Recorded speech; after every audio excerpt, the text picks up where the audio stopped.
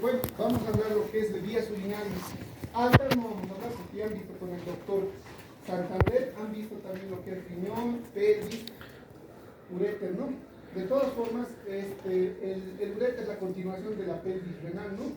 Son dos y pues como les dije, se va a ubicar en la, o sea, va a descender y van a desembocar a nivel de la cara posterior de la vejiga, ¿no? Y este es el trígono vesical, esta es la vejiga, un órgano muscular engrosado y prácticamente aquí está la uretra, ¿no?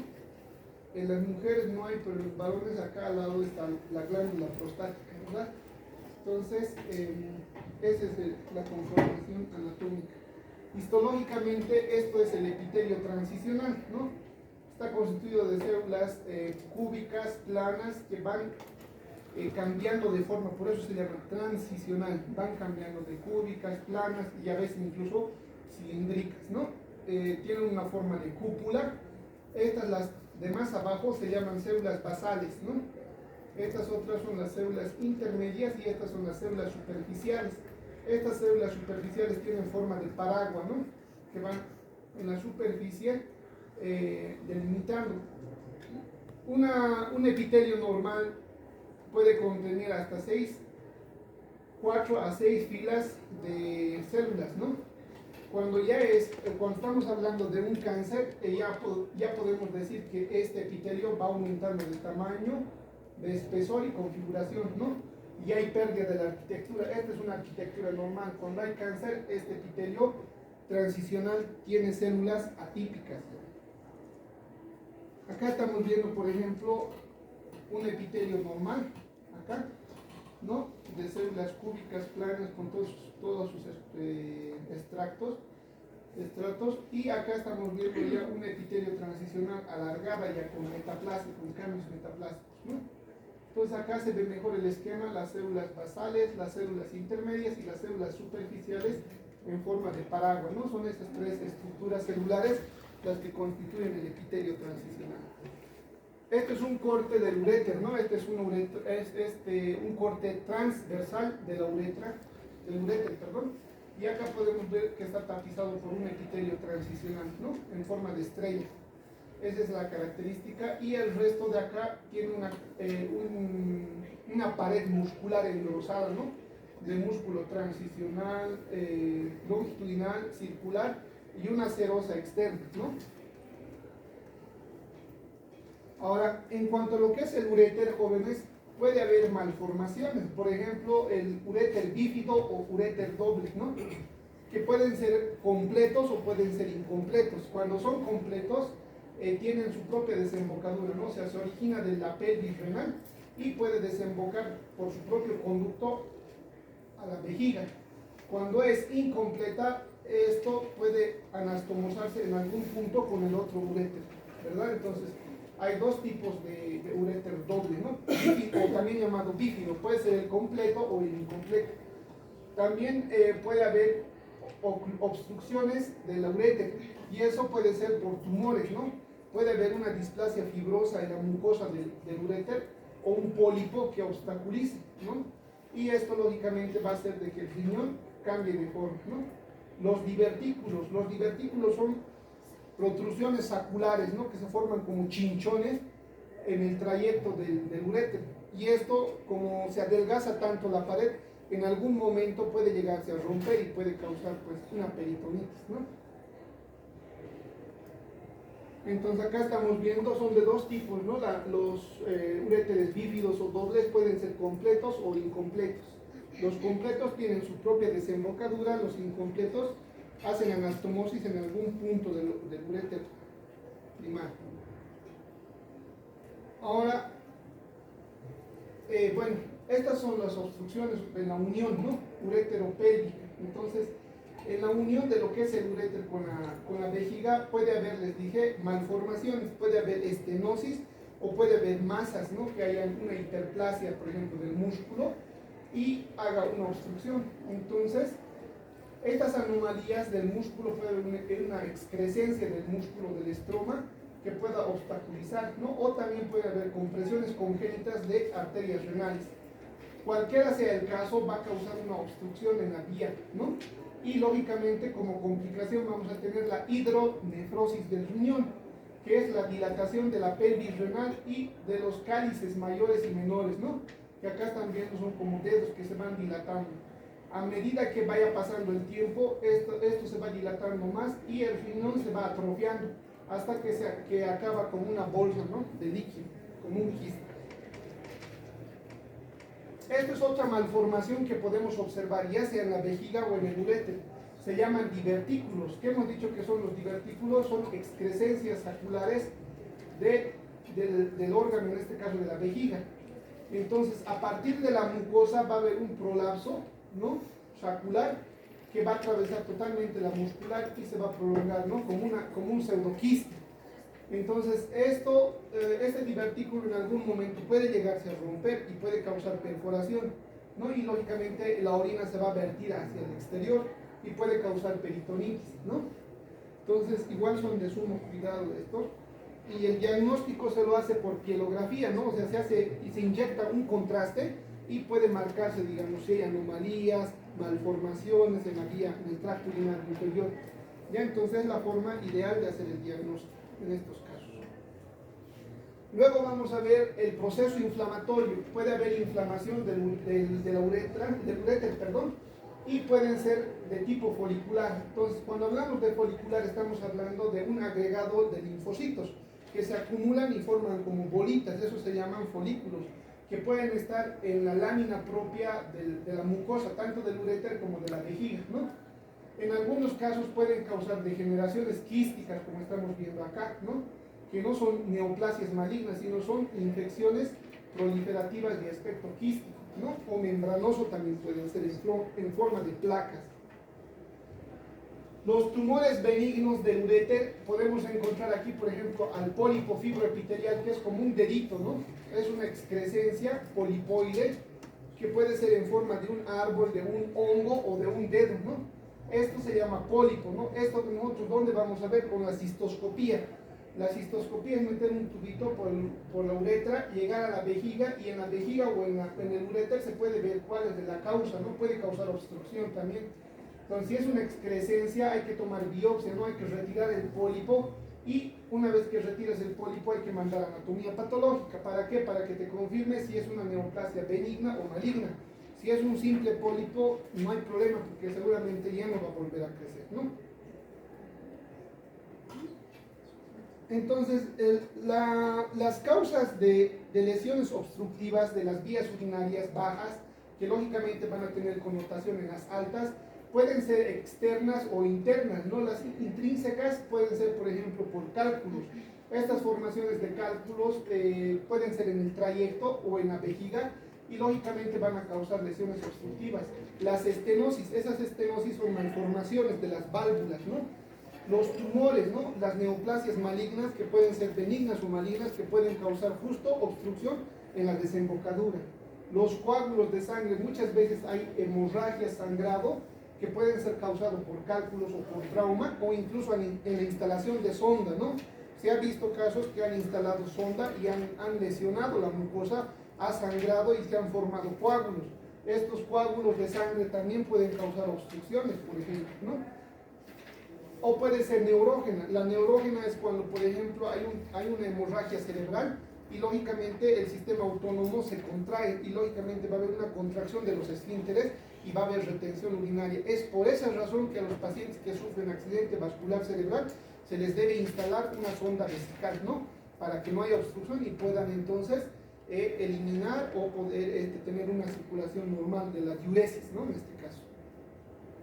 La extrínseca, en este caso, en las mujeres es por el embarazo, ¿no? Ustedes saben que por física hay una obstrucción directa sobre los conductos. La inflamación periuretral, que puede ser de otros órganos, que puede afectar. La endometriosis, ¿alguien sabe qué es la endometriosis? Es la inflamación del endometrio. Es tejido endometrial ectópico, fuera del lugar, ¿no? Entonces, este tejido endometrial puede estar en vejiga, puede estar, en alguna vez he dicho en alguna clase, en la vejiga, en el colon o en algún otro órgano, ¿no? Entonces, la endometriosis es un fragmento, un tejido endometrial ectópico, que puede estar incluso a veces en la pared del abdomen, ¿no? En la piel también puede estar. Y como es un tejido endometrial, sangra, entonces esto también puede causar hemorragia y obstrucción, ¿no? Y finalmente los tumores que pueden ser benignos y malignos, externos, ¿no? Ahí estamos viendo nuevamente con mayor aumento lo que es la vejiga, un órgano muscular importante, ¿no? Que tiene aquí sus dos desembocaduras, orificios uretrales posteriores de la derecha y de la izquierda. Y este músculo que es importante se llama músculo detrusor. Es un músculo realmente engrosado que va a darle la tonicidad y la resistencia a la vejiga. Ahora, ¿por qué es importante el músculo detrusor, doctor? Porque cuando hay un cáncer que se origina en la mucosa, esto crece en forma de coliflor, ¿no? Pero también puede invadir hacia el músculo. Entonces, cuando se opera o cuando se hace la cistectomía, o sea, cuando se retira toda la vejiga, cuando hay invasión hacia el músculo detrusor. Si no hay invasión al músculo detrusor y solamente el tumor está en la vejiga, se puede hacer cirugía local y se puede hacer otro tratamiento, quimioterapia, radioterapia. Pero cuando ya ha invadido el músculo detrusor, ya es más peligroso porque muchas veces ya ha hecho metástasis a otros órganos, ¿no? Por eso es importante el músculo detrusor. Nosotros como patólogos, cuando nos envían los tumores, vemos si hay invasión del músculo detrusor, ya el urólogo sabe que tiene que sacar la vejiga, ¿no? Ahí estamos viendo malformaciones de vejiga. Estos son los divertículos que hace rato hemos visto también, ¿no? Son lesiones saculares, ¿no? O prolongación de las paredes en forma de quiste, ¿no? Y adelgazamiento de la pared. Se llenan lógicamente de líquido, de orina, y pueden formar cálculos, ¿no? Y lógicamente son reservorios y pueden formar infecciones constantes o recurrentes. Diagnóstico con la pielografía y también con el con el contraste por fases. Este es otro tipo de malformación de vejiga, se llama extrofia de la vejiga.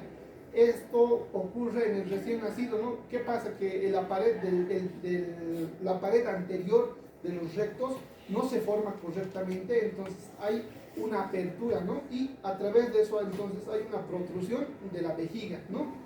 Entonces, ¿esto quién tiene que resolver? El cirujano pediatra, urgente, ¿no? Y si se dan cuenta, está conectado incluso con el uraco, ¿no? Que es una prolongación que se une a la vejiga, ¿no? Entonces, vamos a tener presencia del cordón umbilical y parte de la vejiga. ¿Quién tiene que reparar eso? El cirujano pediatra, ¿no? Urgente. Otro tipo de malformación, hemos dicho que este es el uraco, ¿no? Que esto normalmente nosotros ya es cicatriz, ¿no? Desaparece, pero en algunas personas suele formar remanente, ¿no? Que pueden llegar a formar espacios o pueden llegar a formar quistes de uraco, ¿no? Y esto lógicamente a veces es un hallazgo, ¿no? O puede también, a partir de esto, en algunos pacientes se han visto casos reportados en papers que pueden ocasionar cáncer, ¿no?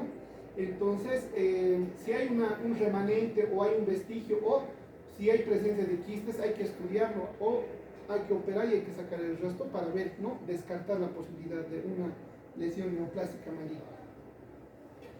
La cistitis, que puede ser aguda o crónica de acuerdo al tiempo de evolución, semanas o meses, ¿no? Entonces, hemos dicho que los más frecuentes son la E. coli, Proteus, Klebsiella, ¿no? Y en algunos casos o en pacientes inmunocomprometidos, estamos hablando con VIH, con radioterapia, con cáncer, con insuficiencia renal, no, pacientes que tienen realmente depresión del sistema inmunitario pueden tener otros agentes como hongos, como la Candida albicans o el criptococo. Otras causas para la patogenia de la cistitis, bueno, la cistitis se va a dar la inflamación de la vejiga, de la mucosa y toda la vejiga, ¿no? Que puede ser aguda o crónica. Las causas en los varones pueden ser hiperplasia de próstata, en las mujeres pueden ser cistitis recurrentes, ¿no? Y también pueden ser infecciones, ¿no? A veces también por contaminación, transmisión sexual, etc. Los cálculos también van a formar un papel importante para la inflamación de la mucosa, ¿no? Y lógicamente esto no solo va a afectar a la vejiga, con el tiempo va a haber dilatación en forma de embudo del uréter y también de la pelvis renal, ¿no? Y lógicamente al final al riñón. Hay pacientes que tienen infección urinaria y nunca se tratan, y pasa 10 años, 15 años y tienen que someterse a diálisis. ¿Por qué? Porque el riñón había estado ya afectado y tienen que retirar el riñón muchas veces, hacer nefrectomías, ¿no? Sintomatología de un paciente con infección urinaria baja, polaquiuria, ¿no? Que son orinas frecuentes pero en poca cantidad, dolor abdominal, ¿no? O disuria también, que conocemos como dolor en la micción. Son síntomas frecuentes, ¿no? Y molestias, dolor abdominal bajo. Ahora, histopatológicamente, y puede ser pregunta de examen, ¿cuáles son los tipos de cistitis que nosotros conocemos en patología según la clasificación? La cistitis intersticial, ¿no? Frecuente en quienes, en mujeres. La etiología aún no está definida, ¿no? Y lógicamente acá puede presentarse con tenesmo, disuria, ¿no? Y las lesiones en la mucosa tienen hemorragias puntiformes, ¿no? Entonces es importante una biopsia para descartar la lesión. Otro tipo de cistitis es la cistitis folicular. Se caracteriza porque forman folículos linfoides que van a infiltrar y van a invadir y van a infiltrar la mucosa por infiltrado inflamatorio linfocítico en forma de folículos, ¿no? La eosinofílica, su nombre mismo dice eosinófilos, ¿no? Entonces va a haber presencia aumentado en el número de eosinófilos. Malacoplaquia. ¿Qué es la malacoplaquia? Es una infección urinaria crónica producida por la E. coli que se va a caracterizar por la presencia de placas amarillentas grisáceas en la mucosa y que puede ser elevado, no pueden tener incluso placas que son engrosadas de 3 a 4 centímetros. ¿Por qué es importante? Porque histológicamente nosotros vamos a ver macrófagos, estos son macrófagos que van a tener pequeñas calcificaciones citoplasmáticas llamadas cuerpo de Michelisz-Guttmann, ¿no? Son patognomónicos para el diagnóstico de esta enfermedad. Otro tipo de cistitis es la cistitis polipoide. En las mujeres o en los varones puede presentarse. ¿Y esto por qué se da? Porque es iatrogénico, generalmente por instalación de sonda, ¿no? O radioterapia o quimioterapia. Pero entonces, ¿qué va a haber? Va a haber una proliferación del epitelio transicional en forma de pólipos, que muchas veces confunde al urólogo como al patólogo con cáncer de vejiga, pero no es, ¿no? Simplemente tienen antecedentes de que tenían o estaban con instalación de sonda vesical 2, 3 semanas, 1 mes, 2 meses, ¿no? Entonces eso es importante. Puede haber lesiones metaplásicas. La metaplasia es un cambio de una célula por otra de mayor resistencia. En la vejiga no es la excepción, en la mucosa igual puede haber cambios de aspecto glandular. Eso se llaman metaplasias glandulares, pueden ser quísticas o escamosas, ¿no? Acá, por ejemplo, estamos viendo una metaplasia glandular y acá estamos viendo una metaplasia quística. Y finalmente las neoplasias. El cáncer de vejiga, jóvenes, es el cáncer, si no es tan frecuente, pero es uno de los cánceres con mayor mortalidad. El 25% de los pacientes con cáncer de vejiga muere antes de los 5 años, ¿no? Y es el séptimo a nivel mundial en cuanto a lo que es el cáncer, ¿no? En lo que es vejiga. Entonces, como es una neoplasia maligna bien agresiva, muchas veces en el momento del diagnóstico ya infiltrado o está infiltrando ya sea en las mujeres al útero o en los varones, también puede infiltrar hacia la próstata, ¿no? Entonces es un tumor realmente invasivo, ¿ya? ¿De dónde se origina? Del epitelio transicional, ¿no? Todos. Y lógicamente va a invadir, o sea, puede estar en la superficie como estamos viendo aquí, o puede romper la membrana basal y puede infiltrar ¿a dónde? Al músculo de Trousseau, ¿no? Acá estamos viendo los tipos histológicos, ¿no? Aquí, por ejemplo, es una no invasiva, que puede ser en forma de arbolito, se llama papilar, o plano también, ¿no? Y acá ya estamos viendo que rompe la membrana basal y está invadiendo ¿a dónde? Al músculo de Trousseau. De esos dos tipos son invasivos y no invasivos. Acá también podemos ver, ¿no? Acá, por ejemplo, es un epitelio normal. Acá van aumentando en el grosor del epitelio las capas. Esas capas que les dije que puede ser de 5 a 6, pueden aumentar 15, 20, 30. Y lógicamente a medida que va engrosando, entonces ya se forma una neoplasia, ¿no?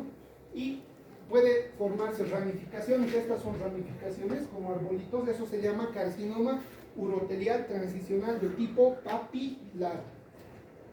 Los factores de riesgo, pacientes que consumen cigarrillo, ¿no? Antes que cáncer de pulmón te da cáncer de vejiga. Por eso los pacientes con cáncer de pulmón, por si acaso verles la vejiga, deben tener cáncer, ¿no? Entonces está asociado a veces. Paciente con cáncer de pulmón tiene cáncer de vejiga. El cigarrillo es el factor número 1, ¿no? exposiciones industriales, por ejemplo, a benceno, ¿no? Otros parásitos que pueden causar cáncer de vejiga es la esquistosomiasis, ¿no? Sobre todo en Egipto, en el río, ¿no? Generalmente se han visto casos reportados en estas áreas donde se ha visto pacientes con cáncer, ¿no? El uso crónico de analgésicos. Hay pacientes que para todo se meten, ¿no? Paracetamol, diclofenaco, Tarflex, Dinoxan, etc. Y luego a sus 40, 50 años tienen problemas de vejiga, les hacen una cistoscopía y resulta que tienen cáncer de vejiga. El uso crónico de analgésicos puede ser un factor para el desarrollo de cáncer de vejiga. Otro es el tratamiento quimioterápico con ciclofosfamida y las radiaciones, ¿no? Bueno, esto no vamos a ver porque es más para patólogos. En la morfología, macroscópicamente, el cáncer de vejiga es una masa exofítica que tiene forma de coliflor, ¿no? O también puede ser ulcerada, ha habido casos ulcerados, o planos incluso, ¿no? Pero generalmente tiene este patrón, ¿no? Que puede romper la membrana basal, infiltra toda la pared y puede infiltrar a otros órganos, en las mujeres al útero, en los varones a la glándula prostática, ¿no? Pueden ser desde centímetros o pueden ocupar todo el espacio de la vejiga. Microscópicamente van a estar formados por células cúbicas, irregulares, hipercromáticas, con polimorfismo celular, mitosis atípica, mala relación núcleo-citoplasma, mitosis atípica, ¿ya? Y lógicamente las capas van a aumentar a más de 30 capas. Aquí estamos viendo la última clasificación. Este papiloma es una lesión benigna. Esto también es de bajo potencial maligno, no es invasivo. Este carcinoma papilar urotelial de bajo potencial maligno tampoco es invasivo. El carcinoma urotelial de alto grado no es invasivo, pero ya es cáncer. Y el carcinoma in situ quiere decir que es cáncer, pero no ha roto la membrana basal, no está infiltrando hacia el músculo detrusor.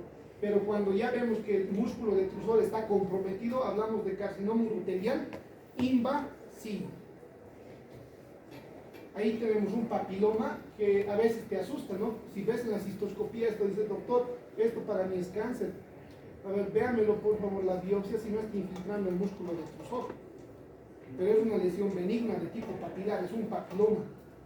Este es igual otro tipo de neoplasia, pero no es infiltrante, ¿no? De bajo potencial maligno. Este otro igual, y histológicamente se puede ver las capas, les he dicho que son más de 10 capas, ¿no? Que ya tienen atipia. Acá, por ejemplo, este es un papilar urotelial que tiene ejes fibrovasculares y las células que están constituidas tienen hipercromatismo, polimorfismo, mala relación núcleo-citoplasma, ¿no? Acá podemos ver la diferencia, ¿no? Por ejemplo, este es un epitelio normal de vejiga versus acá abajo un carcinoma in situ de vejiga, que vemos que está aumentada en el grosor del epitelio, en las capas y tiene todo lo que son las características histológicas de cáncer, ¿no? Acá estamos viendo un carcinoma urotelial invasivo que básicamente en la cistoscopía se puede ver imágenes polipoides, ramificadas, en coliflor o ulcerativas en algunos casos. Y esta es la estadificación, ¿no? Del cáncer de vejiga de acuerdo a su infiltración. Por ejemplo, es un carcinoma in situ, no ha roto la membrana basal, no está afectando al músculo detrusor. En el TA no invade, solo se encuentra en la mucosa. En el T1 invade ya el tejido conectivo de la lámina propia. En el T2 ya afecta la parte superficial del músculo. En el T3 ya infiltra todo lo que es el músculo detrusor. Y en el T4 rompe lo que es la serosa y puede infiltrar a próstata, útero o vagina, ¿no? De acuerdo al sexo. Y puede infiltrar incluso a la pared abdominal y a los ganglios linfáticos regionales pélvicos. Bueno, el tratamiento de elección es la cistectomía, si hay un cáncer infiltrante, ¿no? Más radioterapia. Ahora, si es una lesión superficial, no infiltrante, pequeña, están haciendo tratamientos con la vacuna de la tuberculosis, con el Calmette-Guerin, ¿no? Que básicamente inhibe la mitosis de las células y va atrofiando al tumor prácticamente en la superficie de tal forma que se pueda eliminar, ¿no? Y no se tenga que optar por la cistectomía. Otros tumores hemos dicho que pueden ser diferenciales, por ejemplo el carcinoma epidermoide, que no vamos a entrar en detalle porque es más de especialidad, carcinomas mixtos, adenocarcinomas y carcinomas microcíticos que son de células pequeñas, ¿no? El curso clínico de la enfermedad, si son lesiones papilares, si son células neoplasias de bajo potencial maligno y no han infiltrado al músculo detrusor, el pronóstico y la supervivencia es el 98% hasta los 10 años, ¿sabes? Tiene buen pronóstico. Pero si es un carcinoma papilar o un carcinoma maligno de alto grado, la muerte es en el 25% de los casos, ¿no? Y en el 50% de los casos, estos tipos de cáncer causan invasión y el pronóstico es reservado menor a 5 años en más del 50%, ¿verdad? Otros tipos de tumores benignos, hemos hablado del leiomioma o de otros sarcomas, que no es frecuente, es menos del 0.3%, ¿no? Bueno, y en la uretra, ya hemos hablado hace rato, son procesos inflamatorios que tienen como causa infecciones de transmisión sexual, como la clamidia, Neisseria gonorrhoeae, micoplasma, tricomonas, ¿no? Y el virus, ¿no? Del herpes, que son causas de ETS que pueden ser frecuentes en la uretritis. Paciente que tiene uretritis, molestias, hágase cultivo de la secreción uretral, lógicamente vamos a encontrar uno de los agentes, ¿no? Y se va a hacer el tratamiento. Ahora, por si acaso, el tratamiento es en pareja, nunca hagan tratamiento solo a la mujer. Muchos de los médicos, me incluyo que alguna vez he hecho eso, tratamiento para la mujer, ¿no? Candidiasis, tratamiento, o tricomoniasis, tratamiento, pero no, tiene que ser en pareja. ¿Por qué? Porque en algún momento tienen relaciones, igual hay, lógicamente, reinfección. Entonces, pasan un mes, vuelve la paciente, doctor, no sé qué ha pasado, de nuevo estoy con esta molestia. Entonces, el tratamiento es en pareja, por si acaso. Y finalmente la carúncula. ¿Qué es la carúncula? Es un pólipo, una lesión como una carne viciosa, si ustedes quieren entenderlo así, en el meato urinario de la mujer, ¿no? Generalmente se forma polipoide con vascularización, infiltrado inflamatorio y es doloroso. El tratamiento es la cirugía. Muchas gracias, jóvenes. Hemos terminado rápido porque nos estamos haciendo.